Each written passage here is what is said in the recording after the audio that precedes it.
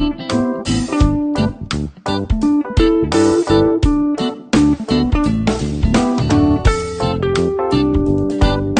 barang dalam ni. Kertas nak kayu aja kok. Wah, apa gitu lebat dalam ni?